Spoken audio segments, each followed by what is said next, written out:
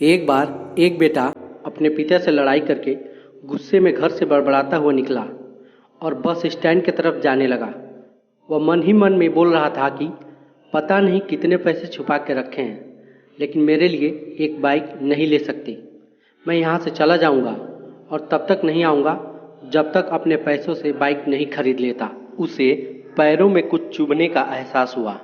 नीचे देखा तो उसने पाया कि जल्दीबाजी में उसने अपने पापा के जूते पहने हुए हैं। उस जूते में कील उभरी हुई थी जो बार बार उसके पैरों में घाव किए जा रही थी, लेकिन उस समय गुस्सा ज़्यादा था, इसलिए वह आगे बढ़ता चला गया। फिर उसे याद आया कि वह पापा का पर्स भी साथ लेकर आ गया है, तो उसके दिमाग में आया कि क्यों न आज अपने पापा का पर्स चेक किया जाए, जिसे आज तक उसके पिता ने किसी को हाथ तक लगाने नहीं दिया था। जब उसने अपने पापा के पुराने पर्स को खोला तो उसमें पैसे तो नहीं निकले, लेकिन पैसों की जगह एक डायरी रखी हुई थी। उसने सोचा कि यहाँ पर खजाना छुपा रखा है, जरूर इस डायरी में लिखा होगा कि किससे कितने पैसे लेने हैं या फिर किसको कितने पैसे पिताजी ने दिए हैं। लेकिन वो गलत था। जब उसने उस डायरी को खोला तो पहले पन्ने पर वहाँ पर जो लिखा था वह थोड़ा अजीब था। डायरी के पहले पन्ने पर जो लिखा था उसे पढ़ने के बाद उसके चेहरे पर जो हाव भाव थे वह गायब हो चुके थे, क्योंकि डायरी में वैसा कुछ नहीं लिखा था जिसकी उसने उम्मीद की थी या फिर वो जो सोच रखा था। उस डायरी में पैसों का हिसाब लिखा हुआ था जो अलग अलग कामों के लिए अलग अलग लोगों से उधार लिए थे। उसकी सूची में कंप्यूटर के लिए पैसे लिखे हुए थे, जो कि इस प्रकार लिखा हुआ था 50,000 बेटे के कंप्यूटर के लिए। वो वही कंप्यूटर था जिसे वो आज तक इस्तेमाल करता आ रहा है, लेकिन उस बेटे को ये नहीं पता था कि उस कंप्यूटर को खरीदने के लिए पैसे कहाँ से आए थे। उस डायरी में कैमरे का हिसाब था। उस बेटे को याद था जब उसने पहली बार कैमरे के लिए जिद की थी, तब उसके पिता ने ठीक 2 हफ्ते बाद उसके जन्मदिन पर दिया था, जिससे देखकर वह बहुत खुश हुआ। और उसे खुश देखकर उससे ज़्यादा खुश कोई था तो वो थे उसके पापा। अब उसके बेटे से गुस्सा एकदम गायब हो गया था। जब उसके बेटे ने दूसरा पन्ना पलटा तो उसमें कुछ इच्छा लिखी हुई थी। पहली इच्छा जो थी वह थी अच्छे जूते पहनना। ये बात उसके बेटे को कुछ समझ नहीं आई। तभी उसके पैर सड़क पर एक गड्ढे में जा पड़ा जिसमें पानी भरा था, जिससे बेटे के पैर गीले हो गए।